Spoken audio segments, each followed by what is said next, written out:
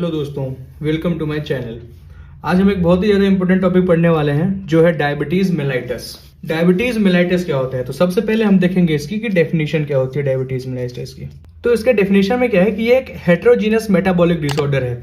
इसको हेटेरोजीनस क्यों बोल रहे हैं? हेटेरोजीनस का मतलब होता है कि बहुत सारे, जैसे कार्बोहाइड्रेट है, फैट है, प्रोटीन है, बहुत सारे जो न्यूट्रिएंट्स वाले चीज़ हैं, उन सब के मेटाबॉलिज्म में कहीं ना कहीं डिसऑर्डर आ रहा है। उसके वजह से क्या हो रहा है? क्रोनिक हाइपरग्लाइसीमिया हो रहा है। क्या हो रहा है? Chronic hyperglycaemia. क्रोनिक हाइपरग्लाइसीमिया का मतलब होता है इंक्रीज ग्लूकोज लेवल। क्या मतलब होता है हाइपरग्लाइसीमिया का? मतलब होता है कि इंक्रीज ग्लूकोज लेवल, उसको बोलते हैं हाइपरग्लाइसीमिया। तो इसके डेफिनेशन क्या होती है कि एक हेटेरोजीनस मेटाबॉलिक डिसऑर्डर है जो कैरेक्टराइज्ड बाय किससे? कॉमन फीचर होता है इसमें क्या कि क्रोनिक हाइपरग्लाइसीमिया होता है। बहुत दिन से क्रोनिक जो ग्लूकोज लेवल है वो अपना बढ़ा हुआ रहता है। और उसके जो होता है क्रोनिक हाइपरग्लाइसीमिया, उसके साथ साथ डिस्टर्बेंस ऑफ कार्बोहाइड्रेट रहता है, फैट रहता है, और प्रोटीन का जो मेटाबॉलिज्म है उसमें डिस्टर्बेंस रहता है। ये होता है डेफिनेशन डायबिटीज मेलाइटस का, कि ये एक हेटेरोजीनस मेटाबॉलिक डिसऑर्डर है। हेटेरोजीनस का मतलब कि बहुत सारे अलग अलग जगहों पे मेटाबॉलिज्म में दिक्कत आ रही है, कार्बोहाइड्रेट के भी मेटाबॉलिज्म में, फैट में भी, प्रोटीन में भी। ठीक है। और इसका कॉमन फीचर, जो कैरेक्टरिस्टिक फीचर है इसका, ये क्या है कि क्रोनिक हाइपरग्लाइसीमिया होता है। बहुत दिन से ग्लूकोज का लेवल जो होता है वो बढ़ के रहता है बॉडी में, उसके वजह से होता है ये। ठीक है। अब हम देखते हैं कि डायबिटीज मेलाइटस से एक जुड़ा हुआ टर्म है, उसको हम बोलते हैं मेटाबॉलिक सिंड्रोम। मेटाबॉलिक सिंड्रोम में होता है जो अपना सेंट्रल ओबेसिटी, इसमें फीचर्स जो है इसके, तो इसके कॉमन फीचर्स में आ जाता है सबसे पहले कि सेंट्रल ओबेसिटी हो जाती है। दूसरा, लो एचडीएल कोलेस्ट्रॉल। अब ये बताता हूँ ये क्या चीज होता है। जो लो एचडीएल कोलेस्ट्रॉल होता है, जो कोलेस्ट्रॉल होता है वो दो टाइप का होता है। एक गुड कोलेस्ट्रॉल होता है और एक बैड कोलेस्ट्रॉल होता है। ठीक है। तो जो गुड कोलेस्ट्रॉल होता है वो क्या करता है, जो बैड कोलेस्ट्रॉल होता है अपने बॉडी ब्लड में, उसको क्या करता है? किल करता है। तो जो गुड कोलेस्ट्रॉल है उसकी डिफिशियंसी हो जाती है, हाई जो लो इसकी कंसेंट्रेशन हो जाती है कोलेस्ट्रॉल की, तो उसको हम बोलते हैं हाई डेंसिटी लेवल। जो कोलेस्ट्रॉल होता है, हाई डेंसिटी लेवल कोलेस्ट्रॉल, उसका कंसंट्रेशन कम हो जाता है अपने बॉडी में। ठीक है। उसके बाद एक और है हाइपरग्लाइसीमिया, तो होगा ही, और हाइपरटेंशन भी हो जाता है। क्या हो जाता है? हाइपरटेंशन। तो ये एक टर्म है जो जुड़ा हुआ रहता है किससे? डायबिटीज मेलाइटस से, मेटाबॉलिक सिंड्रोम, जिसका कॉमन फीचर क्या क्या है कि सेंट्रल ओबेसिटी हो जाती है, लो एचडीएल कोलेस्ट्रॉल, तो हाई डेंसिटी लेवल का कोलेस्ट्रॉल कम हो जाता है, हाइपरग्लाइसीमिया मतलब ग्लूकोज का लेवल बढ़ना, हाइपरग्लाइसीमिया मतलब ग्लूकोज का लेवल बढ़ना। ठीक है। और हाइपरटेंशन हो जाता है। ठीक है। मतलब बीपी बढ़ी हुई आएगी। ठीक है। ये होता है मेटाबॉलिक सिंड्रोम। अब देखते हैं डायबिटीज मेलाइटस के टाइप्स क्या क्या होते हैं। तो जनरली इसके 3 टाइप होते हैं। कितने? 3 टाइप। हालांकि 4 टाइप भी लेते हैं, लेकिन जो मेजर है वो 3 टाइप के होते हैं, 3 टाइप्स के होते हैं। जो पहला है उसको बोलते हैं टाइप 1 डायबिटीज मेलाइटस। पहला टाइप क्या है? Type 1 diabetes mellitus. अभी जो टाइप 1 डायबिटीज मेलाइटस है वो जनरली 10% केसेस में देखने को मिलता है। 10% केसेस में देखने को मिलता है। इसी को हम दूसरा और बोलते हैं juvenile onset diabetes mellitus. Juvenile onset का मतलब होता है कि जो चाइल्डहुड के टाइम पे चिल्ड्रन में ज्यादा देखने को मिलता है, इसलिए इसको जुवेनाइल बोलते हैं, जुवेनाइल ऑनसेट डायबिटीज मेलाइटस। और इसको और बोलते हैं इंसुलिन डिपेंडेंट, ठीक है, डायबिटीज मेलाइटस। ये इंसुलिन से डिपेंडेंट रहता है। जो टाइप 1 का डायबिटीज मेलाइटस है वो इंसुलिन डिपेंडेंट रहता है, इसलिए इसको बोलते हैं इंसुलिन डिपेंडेंट डायबिटीज मेलाइटस। ये होता है टाइप 1 जो होता है डायबिटीज मेलाइटस वो। अब जो टाइप 1 डायबिटीज मेलाइटस है उसको फर्दर 2 टाइप में डिवाइड किया गया है। अब जो टाइप 1 डायबिटीज मेलाइटस है उसको फर्दर 2 टाइप में डिवाइड किया गया है। वो 2 टाइप क्या क्या है? एक है सब टाइप 1A डायबिटीज मेलाइटस, और ये है सब टाइप 1B डायबिटीज मेलाइटस। ठीक है।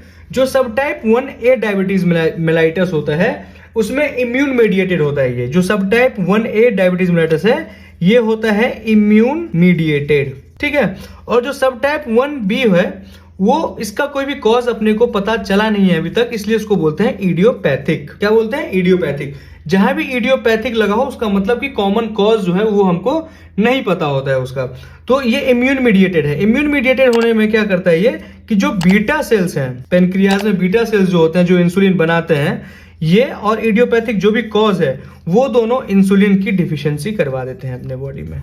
इंसुलिन का मेनली काम क्या होता है कि जो ग्लूकोज अपने बॉडी में फ्री ग्लूकोज रहता है उसको होल्ड करके रखता है ये, और जब इसका कंसंट्रेशन कम हो जाएगा तो ग्लूकोज ऑटोमेटिक बहुत ज्यादा बढ़ने लग जाएगा, और जब ग्लूकोज बढ़ने लग जाएगा तो क्रोनिक हाइपरग्लाइसीमिया हो जाता है, जिसके वजह से डायबिटीज मेलाइटस अपने को देखा जाता है। ठीक है, ये हुआ टाइप 1।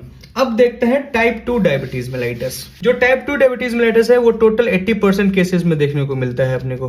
कितने परसेंट केसेस में? 80% केसेस में देखने को मिलता है।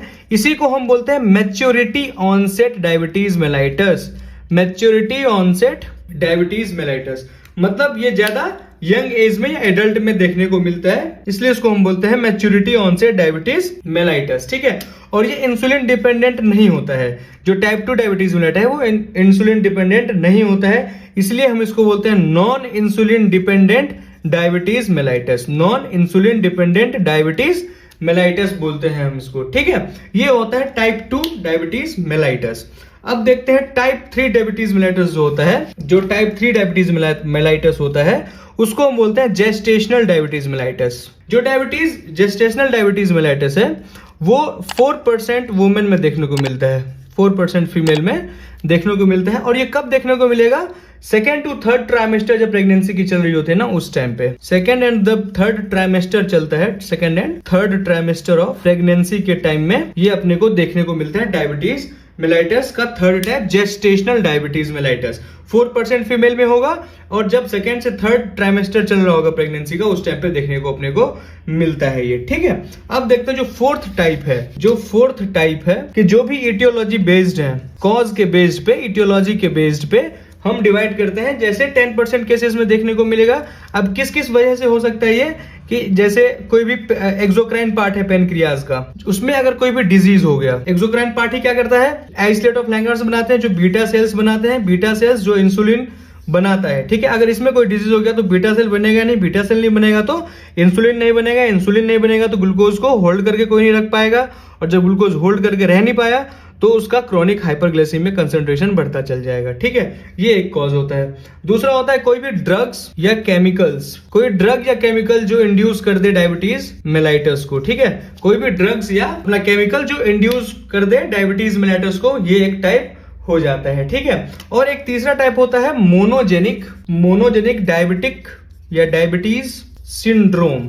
अब मोनोजेनिक डायबिटिक सिंड्रोम क्या होता है? जब डीएनए अपना बनता है ना, तो डीएनए के टाइम पे ही डीएनए के अगर स्ट्रैंड में कोई भी मैच्योरिटी नहीं आती है, डीएनए के स्ट्रैंड में कोई अगर दिक्कत डिस्टर्बेंस आती है, उस वजह से होता है, उसको हम बोलते हैं मोनोजेनिक डायबिटिक सिंड्रोम। ठीक है, अब हम देख लेते हैं कि पैथोजेनेसिस क्या है डायबिटीज मेलाइटस की। जो इसकी पैथोजेनेसिस है, इसमें क्या होता है? क्रोनिक हाइपरग्लाइसीमिया होता है। क्या होता है? हाइपरग्लाइसीमिया, वो भी कौन सा? क्रोनिक टाइप का क्रोनिक हाइपरग्लाइसीमिया होता है। ठीक है, क्रोनिक हाइपरग्लाइसीमिया किस वजह से हो सकता है, मतलब ग्लूकोज का कंसंट्रेशन किस वजह से बहुत ज्यादा बढ़ सकता है? उसमें पहला है कॉज कि रिड्यूस्ड इंसुलिन सिक्रीशन। अगर इंसुलिन का सिक्रीशन ही रिड्यूस्ड हो जाए तो मैंने बताया आपको कि वो ग्लूकोज को होल्ड करके नहीं रख पाएगा और हाइपरग्लाइसीमिया हो जाएगा। ठीक है, उसके बाद है decrease glucose use by the body, मतलब जितना भी ग्लूकोज बना अपने बॉडी को जितना नेसेसरी है, लेकिन बॉडी उतना यूज कर नहीं पा रही है। तो यूज कर नहीं पा रही है, इसका मतलब कि ग्लूकोज का कंसंट्रेशन बढ़ता जाएगा और हाइपरग्लाइसीमिया वाली कंडीशन आ जाएगी। ठीक है, और तीसरा क्या हो सकता है कि इंक्रीज ग्लूकोज प्रोडक्शन, मतलब कि अगर ग्लूकोज का ही बहुत ज्यादा प्रोडक्शन होने लग जाए अपने बॉडी में, किसी भी थ्रू, डाइट के थ्रू या किसी भी थ्रू, अगर ग्लूकोज का कंसंट्रेशन बहुत ज्यादा बढ़ने लग जाए अपने बॉडी में, तो उससे क्या होता है? हाइपरग्लाइसीमिया हो सकता है। तो ये है अपना पूरा डायबिटीज मेलाइटस। होप कि आपको अच्छे से समझ आया होगा। लेकिन इसमें आपको कि ध्यान क्या रखना है, मेन चीजें जो मेन चीज है उसमें आपको याद रखना है 2 चीजें कि एक हेटेरोजीनस मेटाबॉलिक डिसऑर्डर है। क्या है? हेटेरोजीनस मेटाबॉलिक डिसऑर्डर है। हेटेरोजीनस इसलिए हम बोल रहे हैं क्योंकि इसमें प्रोटीन हो गया, फैट हो गया, कार्बोहाइड्रेट्स हो गए, इन सब का जो भी मेटाबॉलिज्म अपने बॉडी में चलता है वो सब डिस्टर्बेंस हो जाता है उसका। और कैरेक्टराइज्ड बाय किस? डायबिटीज मेलाइटस में कैरेक्टरिस्टिक सिम्टम क्या है इसके कि क्रोनिक हाइपरग्लाइसीमिया देखने को मिलेगा। क्रोनिक हाइपरग्लाइसीमिया मतलब बहुत दिन से जो है ग्लूकोज का लेवल अपने बॉडी में बढ़ा हुआ रहेगा। तो ये लेक्चर है डायबिटीज मेलाइटस पे। ठीक है। तो अब हम देख लेते हैं कि डायबिटीज के सिम्टम्स क्या क्या होते हैं। डायबिटीज के सिम्टम्स क्या क्या होते हैं वो अब हम देख लेते हैं। तो जो डायबिटीज है उसमें सबसे कॉमन जो है आपको दिखेगा कि बहुत ज्यादा थर्स्ट लगता है, feeling more thirst than usual, मतलब जितना प्यास लगना चाहिए उससे ज्यादा प्यास लगता है। ठीक है, इसी को बोलते हैं पॉलीडिप्सिया। क्या बोलते हैं? पॉलीडिप्सिया, एक्सेसिव थर्स्ट पॉलीडिप्सिया को हम बोलते हैं। ठीक है, उसके बाद जो दूसरा सिम्टम आपको डायबिटीज में मिलेगा वो है पॉलीयूरिया। क्या है? पॉलीयूरिया। पॉलीयूरिया का मतलब होता है फ्रीक्वेंट यूरिनेशन, मतलब बहुत ज्यादा यूरिन पास करेंगे। और जो पेशेंट होंगे उनका वेट लॉस बहुत जल्दी होगा। जो वेट लॉस है वो बहुत जल्दी और बहुत ज्यादा होगा वेट लॉस। ठीक है, ये आपको ध्यान रखना है, मतलब ना चाहते हुए भी बहुत ज्यादा वेट लॉस होगा। ठीक है, उसके बाद देखें और दूसरा सिम्टम जो है, जो भी सोर्स या कट्स होंगे, कोई भी कट लग गया है, कोई भी घाव हो गया, उसकी हीलिंग बहुत लेट होती है। ठीक है, कोई भी सोर या फिर कोई भी कट लग गया जिसमें ब्लीडिंग वगैरह हो गई तो उसकी जो हीलिंग होती है, मतलब उसको ठीक होने में बहुत ज्यादा टाइम लग जाता है, बहुत ज्यादा टाइम कंज्यूमिंग होता है ये। ठीक है, उसके बाद देखते हैं कि जो भी डायबिटिक पेशेंट होते हैं उनके जो सिम्टम्स में देखेंगे कि उनमें इन्फेक्शन बहुत जल्दी हो जाता है और मोर कॉमन होता है। इन्फेक्शन जो है मोस्ट कॉमनली आपने को देखने को मिलेगा, जैसे स्किन में हो गया, गम्स में हो गए, ठीक है, और अपना वेजाइना में हो गया। तो इन सब जगहों पे क्या है, बहुत ज्यादा इन्फेक्शन देखने को मिलता है डायबिटिक पेशेंट में। ठीक है, और इसमें हम और सिम्टम्स देखेंगे तो ब्लरी विजन हो जाता है। आपने सुना होगा कि जो भी डायबिटिक पेशेंट बहुत क्रोनिक डायबिटीज, क्रोनिक हाइपरग्लाइसीमिया जिनको होता है, कि जिनके ब्लड में बहुत दिन से ग्लूकोज लेवल बढ़ के हुआ रहता है, तो उनका जो है आई इफेक्ट बहुत जल्दी हो जाता है, ब्लरी विजन हो जाता है। ठीक है, ब्लरी विजन होता है मतलब आई में बहुत ज्यादा इफेक्ट आ जाता है। उसके बाद जो होता है एक और मोर कॉमन सिम्टम है इसका, डायबिटीज का क्या मोर कॉमन सिम्टम है, जो होता है हमेशा वीक और टायर्ड फील करेंगे। वीक और टायर्ड फील करेंगे, मतलब हमेशा लगेगा कि थके हुए हैं, बहुत कमजोर हैं, ऐसी फीलिंग डायबिटिक पेशेंट को आता है। ठीक है, मतलब feeling more thirst than usual, बहुत ज्यादा प्यास लगेगा डायबिटिक पेशेंट को, बहुत ज्यादा यूरिनेशन होगा, बहुत ज्यादा यूरिनेशन होगा, वेट लॉस बहुत ज्यादा होगा, और जो भी कर्ट्स या घाव हुए हैं उसकी हीलिंग बहुत लेट होगी, और जो भी इन्फेक्शन है वो मोस्ट कॉमनली हो जाएगा, बहुत जल्दी जो है इन्फेक्शन कॉज कर देता है डायबिटिक पेशेंट को। ब्लरी विजन होगा, आई में बहुत ज्यादा इफेक्ट डालता है डायबिटीज अगर ग्लूकोज लेवल बढ़ा हुआ है ब्लड में तो, और हमेशा वीक और टायर्ड फीलिंग करेंगे, बहुत ज्यादा कमजोरी लगेगा, बहुत ज्यादा थकावट फील करते हैं। ठीक है, उसके बाद जो है डायबिटीज का हम कुछ टेस्ट है जो टेस्ट करवाते हैं मेनली, वो देख लेते हैं अब हम, मतलब लैब डायग्नोसिस जिसको बोलते हैं, टेस्ट फॉर डायबिटीज। टेस्ट हम क्या क्या करवाते हैं कि सबसे पहले करवाते हैं A1C टेस्ट। A1C टेस्ट, इसी को HbA1c टेस्ट भी बोलते हैं। ठीक है, इस टेस्ट में क्या होता है, एवरेज ब्लड शुगर लेवल बताते हैं। Average blood sugar level, blood में कितना ज्यादा शुगर है, हाइपरग्लाइसीमिया कितना क्रॉनिक है, कितना ज्यादा है, एवरेज ब्लड शुगर लेवल बताते हैं। वो भी कब, पास्ट 2 to 3 मंथ्स का, पास्ट मतलब पिछले 2 से 3 महीने में, पिछले 2 से 3 महीने में आपके ब्लड में शुगर का लेवल कितना है वो हम टेस्ट करते हैं, किससे, HbA1c टेस्ट से। ठीक है, और एक और टेस्ट होता है उसको बोलते हैं fasting plasma glucose test. Fasting plasma glucose test, इसमें क्या होता है कि मेनली ये मॉर्निंग के टाइम पे किया जाता है। कब किया जाता है, मॉर्निंग के टाइम पे, और 8 आवर बिफोर आपको पूरा फास्ट रहना पड़ेगा। 8 आवर्स तक कुछ खाना नहीं है, बस वाटर के कुछ सिप्स आप ले सकते हैं, बस वाटर थोड़ा बहुत पी सकते हैं,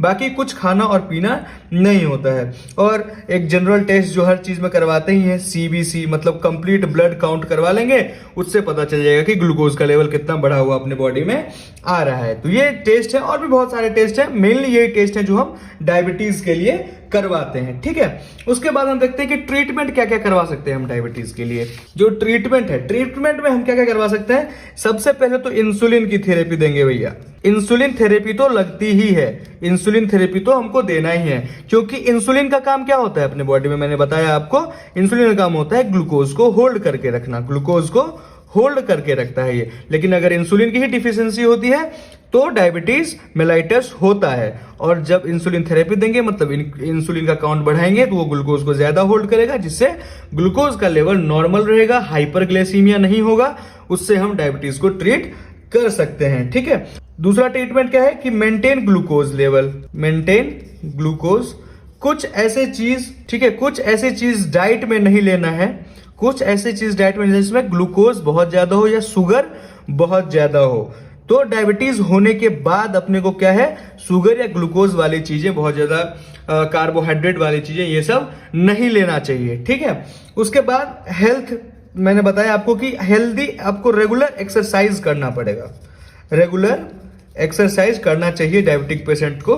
तो उससे क्या होता है, कुछ ना कुछ रिलीफ, बहुत ज्यादा रिलीफ मिलता है डायबिटिक पेशेंट को। तो रेगुलर एक्सरसाइज करना चाहिए।